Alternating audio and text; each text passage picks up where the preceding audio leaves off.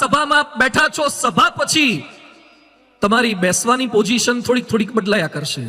અત્યારની તો કેટલીક અત્યારે બદલાઈ છે, પણ આપણે બધા આ ખુરશીમાં 2 કલાક બેઠા પછી તમારી આ બેસવાની પોઝિશનો તો તમે બદલશો, પણ જીવવાની સ્ટાઇલ જે બદલવી છે એ શબ્દોને આધારે સ્ટાઇલો બદલાયા કરશે. એક આમાં સત્સંગમાંથી શીખવાનું છે. એટલે આજનો વિષય આ છે, મિલે સુર મેરા તુમારા. ભગવાન સ્વામિનારાયણના એક સમર્થ સંત થઈ ગયા સદગુરુ નિષ્કુળાનંદ સ્વામી, એમણે એક પંક્તિ રચી છે, જેણે રચ્યું આ જગત જોને જોજવી એ જાતનું રે, જોતા મુંજાઈ જાય મત એવું કર્યું ભાત ભાતનું રે. શું સૃષ્ટિની રચના કરી છે ભગવાને! આપણે એક મોબાઈલ જોયા પછી આશ્ચર્ય થાય છે, એક માઇક્રોચિપ જોયા પછી આશ્ચર્ય થાય છે, એક સિમ કાર્ડ જોયા પછી આપણને આશ્ચર્ય થાય છે. શું સંશોધનો વિજ્ઞાન કરી રહ્યું છે!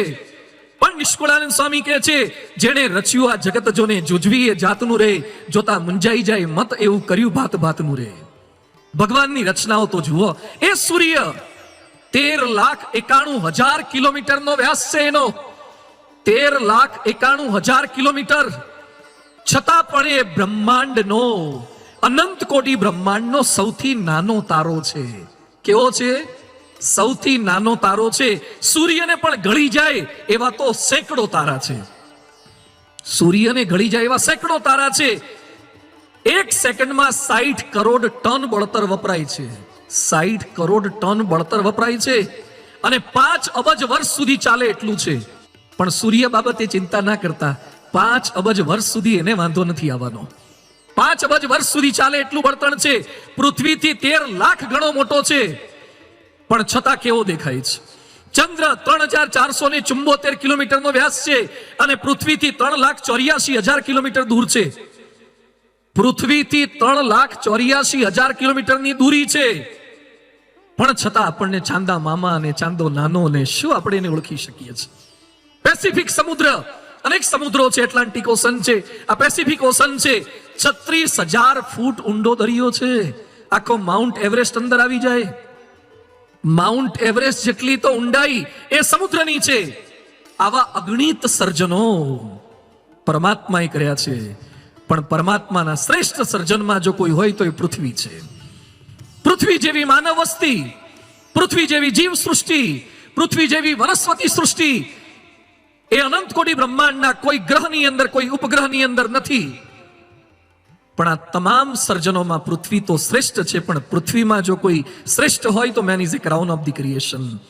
માનવ શરીર એ ભગવાનનું શ્રેષ્ઠ સર્જન છે. આપણી બુદ્ધિ, આપણી શક્તિ, આપણી આવડત એ જોઈને ભલભલાને આશ્ચર્ય થાય. પશુ પક્ષી આ બધામાં સૌથી વધુ સુખી એ માનવ છે. અને ખરેખર અત્યારે જમાનો સુખી થવા જેવો છે, જીવવા જેવો છે. પહેલાના આપણા ઘર કેવા, અત્યારે ઘર કેવા, રસોડા કેવા. આમાંથી ચૂલામાં એકાદ વખત રાંધ્યું હોય હાથ ઊંચો કરો. ચૂલામાં, હા, લાકડાથી. આગળવાળા લગભગ હાથ ઊંચા ના કરે, કારણ કે એમને રંધાવડાયું હોય. હા, મારે એવું પૂછવું જોઈએ કે ચૂલાનું ખાધું હોય હાથ ઊંચો કરો. ચલો. હા, જો કેવી બધી હાથ ઊંચા થઈ ગયા. ચૂલામાં રંધાવડાયું છે, એ ચૂલામાં ફૂંકો મારતા એમાં લીલા લાકડા આવી જાય અને આંખો ચોળવી પડે, અને ચીમનીઓમાંથી ચીમનીઓ હોય તો માંડ ધુમાડા જાય. આજે રસોડા કેવા થઈ ગયા! રાજકોટમાં હમણાં હું એક ફ્લેટમાં ગયો, આખું રસોડું, એક પણ વાસણ બહાર ના દેખાય. મને કે સ્વામી આ નવો કોન્સેપ્ટ છે, બહાર કશું જ વાસણ ન દેખાય છતાં એ રસોડું. પહેલા તો આપણે તો ડોલો ઊંધી પાડતા, અને ઘરમાં શોકેસ જ આના હતા.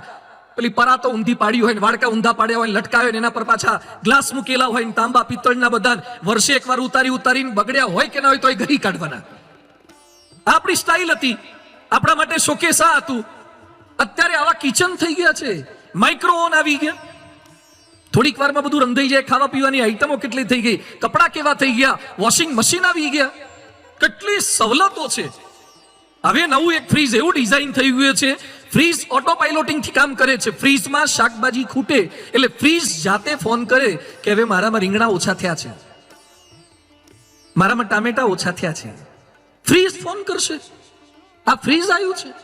આ નવા સંશોધનો. હવે નેનો ટેકનોલોજીના કપડા એવા આવે છે કે કપડા ગમે તેટલા પહેરો તમારે બગડશે જ નહીં, ફાટે નહીં, ફાટશે જ નહીં, બગડશે જ નહીં, કલર જ નહીં જાય. Nano technology. ભારે ટેકનોલોજી છે. એવા ટી શર્ટ આવે કે તમારું ટેમ્પરેચર, તમારા પલ્સ રેટ એ બધું તમારા ફેમિલી ડોક્ટરને ખબર પડે. ડિજિટલ ક્લોક આમાંથી ઘણા પહેરતા થઈ ગયા છો ને કાંડા ઉપર. પહેલા છે ને કાંટા વાળી ઘડિયાળ પહેરતા હતા. હવે કાંટા કોઈને ફાવતા જ નથી, પગમાંય નહીં ને હાથમાંય નહીં. હવે કોઈને કાંટા નથી ફાવતા, પગમાંય નથી ફાવતા ને હાથમાંય નહીં. આ મોડર્ન ટાઈમ બતાવે, બાકી આખો દાડો જોવાની જરૂર નહીં. ડિજિટલ ક્લોક થઈ ગયા. મેસેજ આવે તો અહીંયા ખબર પડે છે. હાથમાં ઘડિયાળ, હાથમાં વિશ્વની ઘડિયાળો, હાથમાં મેસેજ, હાથમાં ટેમ્પરેચર, હાથમાં બ્લડ પ્રેશર. આ વેરિયેબલ ઇક્વિપમેન્ટ્સ એટલા બધા વધતા જાય છે. દેશ અને વિદેશની અંદર સંશોધનો નવા હમણાં એક ચશ્મા એ શોધાવાના છે. એનું એક સેમ્પલ આવ્યું છે. ચશ્માની અંદર ટીવી. આ ચશ્માના બે ગ્લાસ છે ને એમાં ટીવી. તમે સભામાં પહેરીને બેઠા હોય એટલે મને એમ લાગે કે તમે મારું પ્રવચન સાંભળો છો ને બેઠા બેઠા IPL જોતા હોય. બોલો આવા ચશ્મા પછી તો સ્કૂલોમાં તો છોકરાને ચશ્મા પહેરવા જ દેવામાં નહીં આવે. આ કોરોનામાં અરખા નહોતા ભણ્યા તો આવા ચશ્મા આવી જાય તો કરે શું? પણ અત્યારે જીવવા જેવો જમાનો છે. આમ આનંદ કરવા જેવો જમાનો છે. કેવું સુખ, ખાવાનું સુખ, કપડાં પહેરવાનું સુખ, અને કેવા કેવા કપડાં બધા જાત જાતના પહેરે છે. હમણાં અમે એક ભાઈના ઘરે ગયા. એના છોકરા એટલા ફાટેલા કપડાં પહેર્યા હતા, એના પગમાંથી ઢીચણ, કપડામાંથી પેન્ટમાંથી ઢીચણ અડધા બહાર આવી ગયા હતા. એટલે પેલા ભાઈની બાજુમાં હું બેઠો, બધું આટલી બધી મંદી છે, આટલા ફાટેલા લુગડા તમારા છોકરાને પહેરાવા પડે છે. મને કે સ્વામી મંદી નથી, આ તો મોંઘામાં મોંઘા લુગડા છે, ફાટેલા. બોલો પેલા જેની પાસે પૈસા નહોતા ને એ ફાટેલા પહેરતા હતા. આજે જેની પાસે પૈસા બહુ છે પણ આબરૂ નથી ને એ ફાટેલા પહેરે છે. કપડા પહેરો, જાત જાતના કપડા પહેરો, ટેટુ કરાવો. હા, જાત જાતના ટેટુ કરાવે, હેરસ્ટાઈલો એવી કરાવે. એક છોકરો હમણાં મંદિરે મળ્યો, હેરસ્ટાઈલ એવી હતી, સમજાયું જ નહીં બે ઘડી તો મને. તું હુઈ ગયો તો કે વાળંદ હુઈ ગયો તો? આ સ્ટાઇલનું નામ શું છે? કયા પ્રકારની સ્ટાઇલ આ તે કરેલી છે? પણ ફેશન છે, જીવવા જેવી જિંદગી થઈ ગઈ છે. હવે માનવજાત ખૂબ સુખી છે, છતાં માનવજાતના એટલા પ્રશ્નો છે.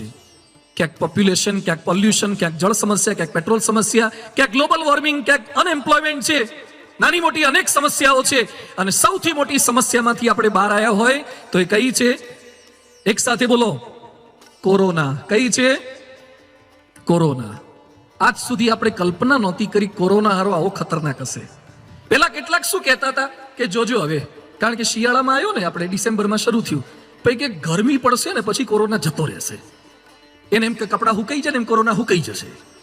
હારો ઉનાળામાં નાખ્યો, ચોમાસામાં ભીનો ના થયો, શિયાળામાં પાછો આવ્યો. પહેલો વેવ ગયો, બીજો વેવ ગયો, ખતરનાક વાતાવરણ કરી નાખ્યું કોરોનાએ. દેખાય નહીં છતાં હેરાન બધાને કરે. પણ આપણને એવું કીધું કે કોરોના છે મંચુરિયન જેવો છે. પેલું ખાવાનું મંચુરિયન આવે છે અને ધતુરાના પેલા નીડવા આવે છે, ધતુરાના કાંટા કાંટા વાળા. કોરોના આવો છે એવું આપણને કીધું, તોય માની લીધું. કોકનામાં કોરોના આવી ગયો એટલે એનાથી દૂર રહેવા લાગ્યા. આ કોરોનાના કેવા અફતરશોક લાગ્યા છે. એક ભાઈ મંદિરે મને મળવા આવ્યા, મારી સાથે વાત કરતા કરતા હાથ આમ કરે, થોડી વાર થાય નાક ઉપર હાથ આમ લઈ જાય. એટલે બધું આમ કેમ કરો છો? મને કે ચેક કરું છું, ઓક્સિજન બનતો નથી થઈ ગયો. મારા કેવા ગભરાઈ ગયા, સાયકિક પેશન્ટ થઈ ગયા, ભલભલા ગભરાઈ ગયા. અને કોરોનામાં ઓક્સિજનના અભાવે જેટલા મર્યા છે ને એના કરતા વધારે તો હિંમતના અભાવે મર્યા છે. હિંમતના અભાવે. જેની પાસે પોઝિટિવિટી હતી, હિંમત હતી, બળ હતી કે ભગવાન મારી સાથે છે, એ ટકી ગયા છે.